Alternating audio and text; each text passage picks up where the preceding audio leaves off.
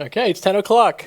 So before I start, let's cut right to the chase. Why does Eclipse Kura and Eclipse Kapua treat EdgeOps headaches better than ibuprofen? Okay, so as we all know, data, we've all probably heard this quote, data is the new oil. And basically, now that we build systems, we're focused on not only accomplishing some sort of business case, but we're also trying to gather as much information as possible to improve these systems. So with that, and that's basically what an edge and IoT system is it's a big wide net to collect data. Now as developers, not only do we have to worry about making our business case and our business logic, but we have to worry about using a bunch of different devices that are with different architectures, different levels of performance, all managed across different network mediums. And just thinking about that gives me a headache. So when you're trying to implement your own IoT edge solution from scratch, as a developer, you're responsible for all of this, starting from building your own cloud backend, building an edge backend on all your edge devices, and then finally, doing your business case and the code that runs on your IoT microcontrollers. However, with Eclipse Kura and Eclipse Kapua, you really only need to worry about this, your business logic of your solution and the code on your microcontrollers. I know that's a big claim. Let me explain. Eclipse Kapua and Eclipse Kura work together to solve your cloud backend and your edge backend. So this is me, as you can see. I'm Gregory Ivo. I'm currently an engineer for ESF. I work at Eurotech Inc. I work on Kura as well. I used to be an intern at Eclipse, fun fact. And I've graduated this December from the University of Ottawa. And today, we're going to talk a little bit about Kura, introduce you to Kura, show a little demo using what you see here. It's going to be a video demo. Then we're going to talk about Kapua. We're going to scale that demo across other edge devices using Kapua. And then finally, by the end of the presentation, you're going to know why Eclipse Kapua and Eclipse Kura will help you implement your edge goals. So let's start with the edge. So basically, to explain Kura, it's your Swiss Army knife on the edge. It gives you a set of tools. It's an edge framework that runs on constrained devices, lets you do things such as Kura wires, which lets you visually program your program logic. We'll get into that. It orchestrates containers. It sends and accepts MQTT data message streams, all while securely managing all your secrets and configs. And on top of that, it's a nice, beautiful web UI, so anybody can use it. So let's talk about our demo. So we're going to build a candy machine on the edge. And here's our design criteria.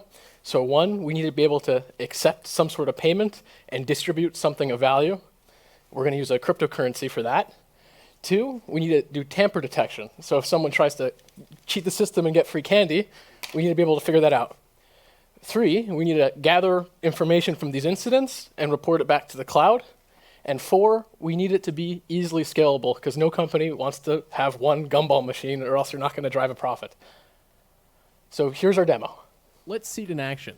Currently, I'm scanning a QR code, and this web page is set up from a container running on the Raspberry Pi, and we're going to send the nano crypto coin to a wallet. The service that you see on the web page is looking for that transaction, and once that transaction has entered the wallet, it sends a webhook request to the Raspberry Pi. Another container takes this webhook request and sends it back to Kura as an MQTT message, and then Kura provides some GPIO output. Another big issue with vending machines is people like to tamper with them. So using Kura, we're able to pull the sensors off the SenseHat and get accelerometer data. And then when the accelerometer data reads something over a certain threshold, we can deem as it being tampered with. Okay. So let's break down all the components of the demo. So a big mention at the start, we have container orchestration. So we have these two containers, and this is written in JavaScript. This container is written in Go. Kura manages these containers using Docker and Podman, or Docker or Podman. Kura also leverages these four independent Kura features, which we'll go into more detail later: Kura drivers, Kura cloud connectors, Kura wires, and the container orchestrator. And Kura also has a component that allows native hardware access associated with the Kura drivers, and we'll go more into that later on. And finally, we have this MQTT cloud connection component. So how did Kura help us build this demo? So first, the container orchestrator. This is my favorite Kura feature, and I promise I'm not biased. It has nothing to do with the fact that I helped contribute it. But basically, it interfaces with Docker or Podman running on your gateway and lets you spin up instances of containers. It provides a nice little container UI for you to manage the containers and have a visual clue of what's running on your gateway. And I'm a strong believer that containers are a good thing for the edge because they let you run language agnostic code. And what that means effectively is you use the programming language that helps you with your business case and not the programming language that something confines you to. So in our demo, we use the Kura UI to spin up our containers. So we see container number 1 here. You implement the container name, container number 2, input the image name, set these to true, and Bob's your uncle, you have containers on the edge. Here are all of the supported parameters as of right now. There's quite a bit. But one I want to highlight is the environment variables, which we used heavily to pass states. So you saw a big banner that said MQTT. Kura is MQTT native. It comes with an MQTT broker right out of the box. And this was critical for our demo because our containers actually use this to communicate to Kura internally.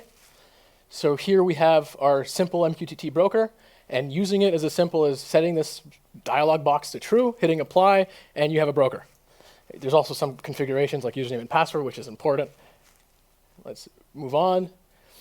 And another important thing that we mentioned is cloud connectors. So we saw this in our picture at the top here. We can see a little example.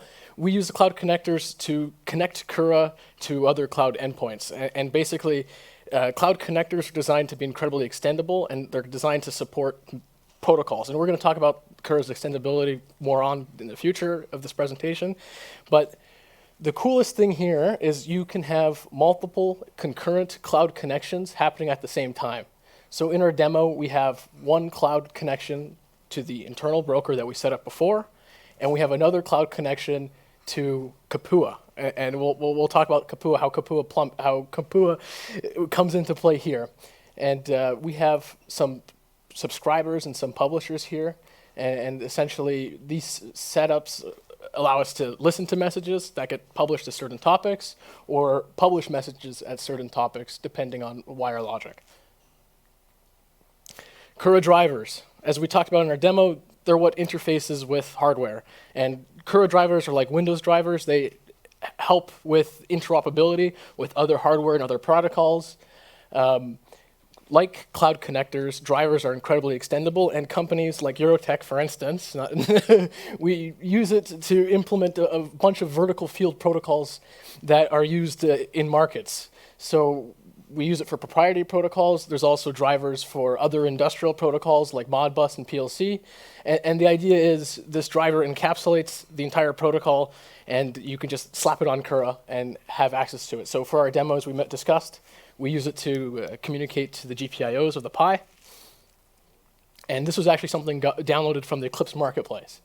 Here's how our drivers look on the Kura side. We see our driver here, and this encapsulates everything. And then drivers have this concept of assets. And an asset is a collection of inputs or values that you would like to either read or write to from your hardware device. In our configuration here, we have one asset dedicated to reading, and these are all of our accelerometers. So the Pi Hat, I don't know if you guys are all familiar, has a bunch of sensors, and this effectively reads all the sensors that this Pi Hat has, and this write asset is dedicated to actually making the GPIO screen flash and display text. So Kura snapshots, I like this feature a lot. They're effectively the time machine that sci-fi movies always promised us, but we never got. And best part is the DeLorean is not needed for this feature to work. And essentially, they allow us to go back in time. If you make a change that you don't like, you go to the previous snapshot, and you can revert everything. But the cool part, the powerful part, is they allow us to apply configurations from other devices. And this will come handy when we scale our deployment later. Snapshots are in XML or in JSON, so they can easily be edited and write. They're in plain text. And on the Kura side, here's a list of our snapshots. Every time you make a change, a new snapshot's generated, and you can download them as XML and JSON, and this is what it looks like on the Kura UI side. And extendability. We talked about this a lot.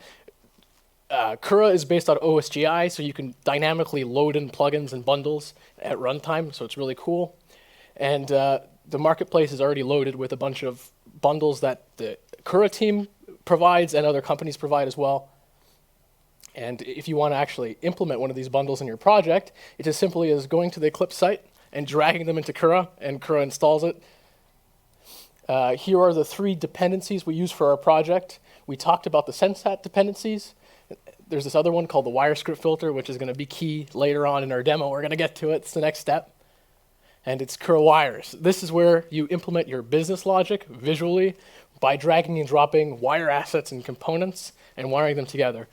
Trying to implement this in code would be kind of a headache on its own, and then trying to get other developers to maintain it down the line further increases that headache, and Kura wires really simplifies that entire process.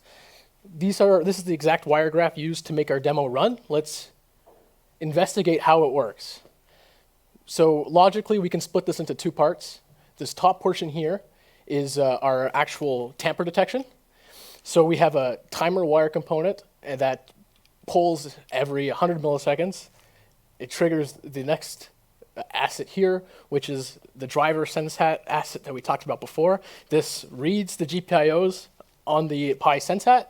Then it sends its data to a JS filter. This is that bundle we talked about that we got from the Eclipse Asset Store. And basically, it lets you run a little bit of a JavaScript code inside a wire. And all we do here is check to see if the accelerometer threshold is beyond a certain value. And if it is, it triggers the next edge components, and it publishes a message to Kapua. And finally, it writes to the Sensat to show our flashing lights. And of course, as a developer, you need to log it, or else how are you going to debug it later? On the bottom half of our graph, we see the actual payment listening process. So we have a payment subscriber. This listens to the MQTT topic on the internal broker. And when a payment comes in, it triggers a message on that topic, which then triggers this JS filter, which parses the message and prepares the output to then again write to the Sensat display and show us the text of the dollar signs flashing and log output and publish more information to Kapua. Now the fun part. Let's get this demo running on a bunch of other devices. So first, we got to introduce you to Kapua. And basically, Kapua is a holistic approach and fully featured approach to IoT and Edge. It's an IoT cloud platform that takes care of all the plumbing to communicate with Edge devices. And out of the box, it manages all the Edge devices you've deployed via protocols such as MQTT, like we discussed, but also supports CoAP and AMQP. Kapua also comes with a fully featured multi-user management feature, so you can create users and provide granular control to each users and what devices they can access and what features they can access. And finally, of course, like in Kura, all these features are wrapped in a nice web UI, so anybody could use it. Let's see it in our demo. I hope we all can agree. We've knocked off these 2 points with our initial Edge implementation. We can accept payment. We can detect tampering. Now we have to get this data back in the cloud and aggregate it somewhere. And we need to scale this demo across other devices. So let's see how that works in So now Kapua. let's use Eclipse Kapua to scale our demo to these other Raspberry Pis and effectively deploy our gumball machine anywhere we want all around the world. So after doing a fresh install of Kura on these devices, let's get them connected to Kapua. And finally, after our fresh install, connecting is as simple as logging into the device, going to the Cloud Services tab, and populating the fields with the necessary connection information. So now that our devices are provisioned and connected to Kapua, let's deploy them in the field. This one I'm going to take and connect to my neighbor's LAN with definite permission. And this one I'm going to take outside and connect it to my phone via hotspot. And finally, with all these devices deployed in weird network locations, they can still all phone back home to Kapua. Now, let's go to our devices. Let's start with this. Hit under the configuration page, hit upload and apply, browse, collect our snapshot, hit upload, waiting for device, and now let's move on to the next one. Excellent. So we can see all of our snapshot IDs. If we want to go into, we can go in service and see the configs. But we want to do the same thing, upload and apply, browse, upload.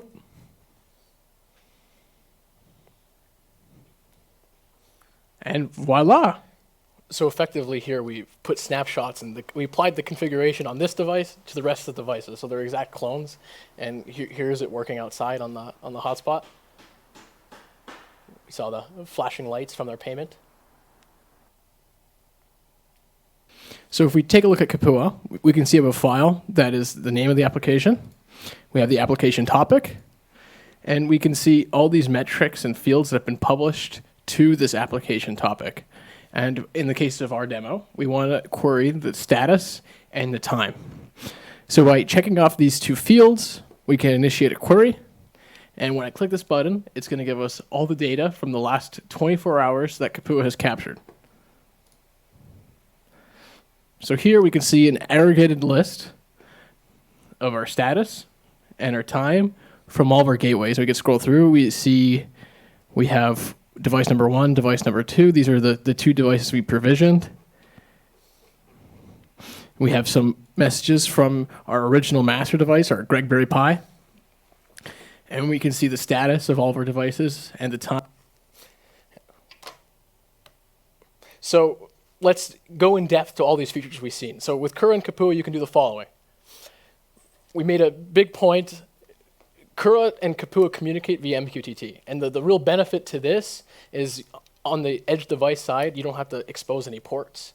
And when you're deploying devices in the field, you're using weird network protocols, you're using 2G, 3G, wireless. You need to have them just work wherever you put them. And that's really what this sort of MQTT connection allows us to do and why it's such a big highlight with this Kura Kapua network. Now, the Kapua configuration service. Basically, you get the ability to configure your edge gateways as if you're right beside them from anywhere in the world. As long as you can access your Kapua control panel, you can change all the settings we saw on the Kura side from Kapua. So we can manually change. It's an incredibly powerful feature, being able to manually configure all the small little settings that we set when we initialized our first snapshot. And with that, we have the configuration service. We also have that snapshot service. So we have the time machine service on the cloud.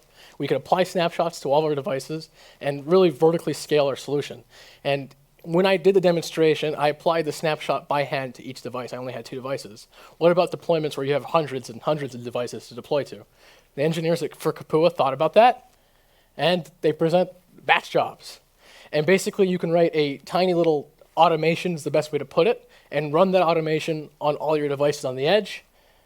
Some of the notable steps that you can perform are configuration put, which is essentially applying our snapshot, applying a config.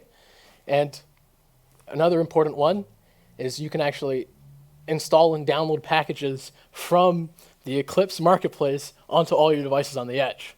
So you can really configure one device, define your automation process, and get that on all your devices vertically on your edge network deployment. And lastly, I promised you guys there is some form of data collection, and we saw the tool. You can aggregate all your messages, you can view them. One thing I didn't mention is you can export it all to a CSV file. Effectively, this is the feature that will make your boss or your shareholders happy when they want a report of how all your gumball devices are doing on your edge. So we saw this UI in the demo. Let me go into deep detail. This left plane here, we see all of our topics that we published to. We have 2 topics here. This is the topic that we configured when we set up our cloud connectors. Here we have all the metrics that were published to this topic. And for this demo, we had a time metric and a status metric. The status being whether a payment has been accepted or whether tamper has been detected. So remember those edges on our graph that published the Kapua, that's effectively where they end up.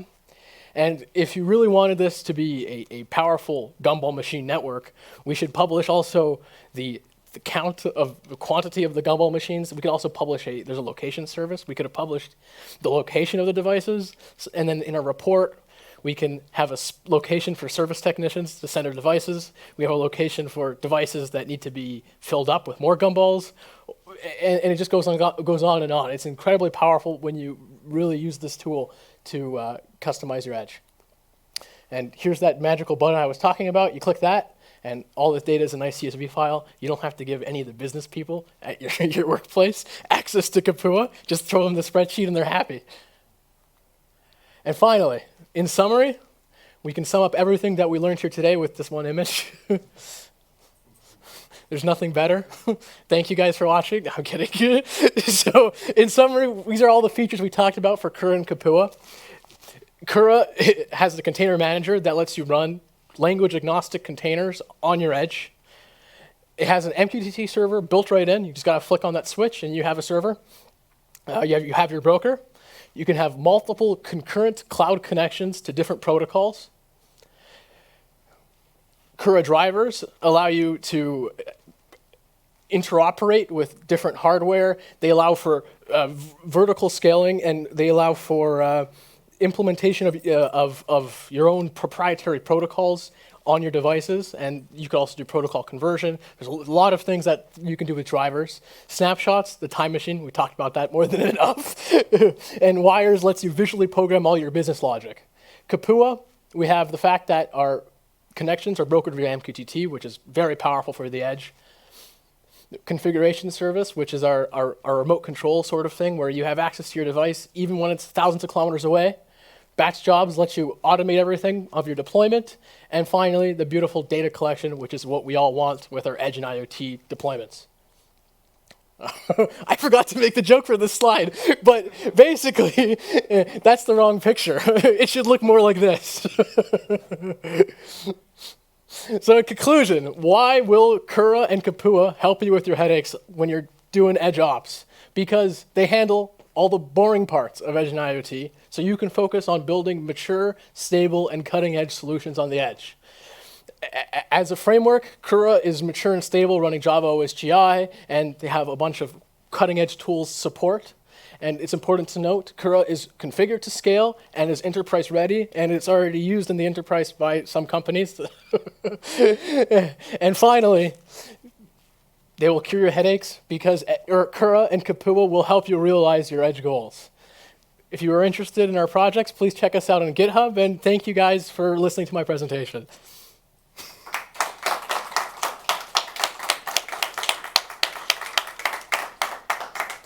So questions? That's it. Test? There you go. So is the takeaway of your presentation that the Italian version of gumball is macaroni? I found that one really funny. No, that's not the actual question. I can answer that. I was just trying to fit in. I thought that's what they did, but apparently not. Okay. That's good. Good learning experience. No, actual question about the snapshots. So the snapshots are really about configuration information. They don't specify automatically that you would push the plugins or the additional components to the gateways, right? That is correct. So the snapshots are configurations for everything, and that's why I brought up the batch deployment service. If you wanted to pull in the plugins and the deployment packages that we used, we'd have to add those first and then apply the snapshot. But all of that case is covered in the batch jobs. It's an excellent question. Okay, yeah. Thank you. Thank you, Frederic. Anybody else?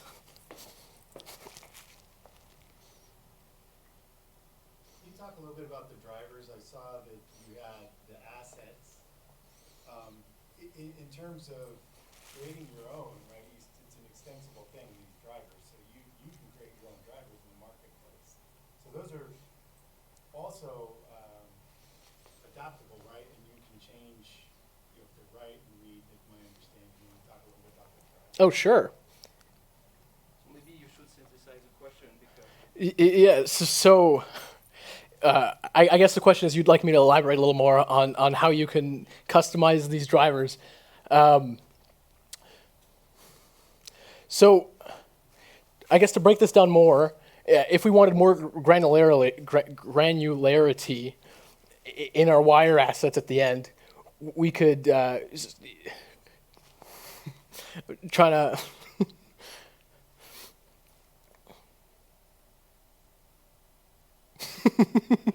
I'm trying to answer the question in a way that isn't the exact. I try not to repeat myself, but effectively, each one of these assets that we have in a driver are what we see in our edge graph, in our actual wire graph at the end. So if we wanted to be extra granular and create more edge nodes to use each specific character. Yeah, we could apply more assets. But another thing to mention is you can use multiple drivers at the same time. I don't think I mentioned that. But essentially, here I only have the one SenseHat driver. When I hit this new driver button, we can actually see all the drivers that we've installed to Kura from the deployment package. So we can concurrently use multiple drivers and multiple protocols, and this driver encapsulates the protocol and all the variables and all the means it needs to interact with other devices. So effectively, we can have more drivers and then have communication between our drivers. We can have input from one protocol. So if you want to listen on Modbus and output to PLC, we could do that, and it's entirely flexible with wires. And I hope that answers your question. Yeah, it was just showing that, just a question of, it looks like you have a lot of flexibility in what you can do with these wires, and of course these are, it's part of the open source project, so advocating to people that using these tools, please add into, other drivers and super flexible on, interfacing to other different hardware. 100%. And with that, if you want to scan this QR code, it'll take you to the Eclipse Marketplace where you can see the existing community of drivers and cloud connectors that exist and that are maintained by Kura and maintained by the public.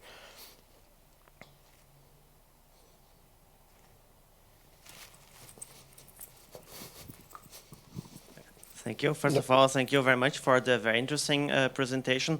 I have one question. I understood that you have like a platform that enables you to connect devices to the cloud, for example, right? The one question that remained me is do you have any description of your asset? I mean, meaning do you have any metadata, meta model describing the assets that you deployed at the edge, or you don't need this information at all?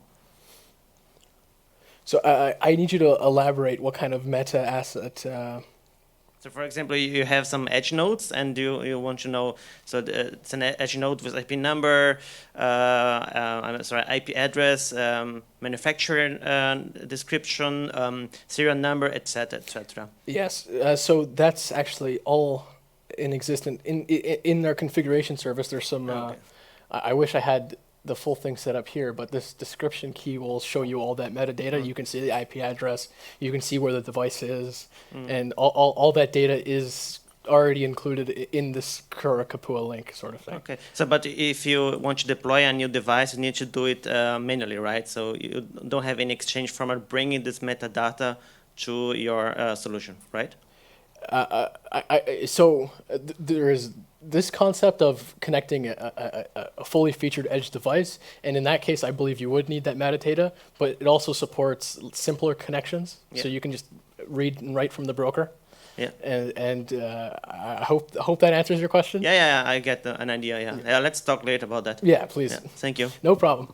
There's something you can also do here that's not obvious. You can actually push through, if your end device, your sensor talks MQTT, you can actually update the firmware connected to Kura as well. So it's not only just reading the metadata if you want, and you can have the ability to even push firmware updates to a connected device to Kura. Yeah, cool. Yeah. Thank you.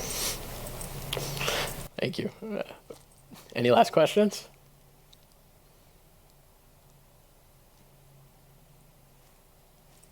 All right. Thank you guys for listening. I appreciate you all coming here.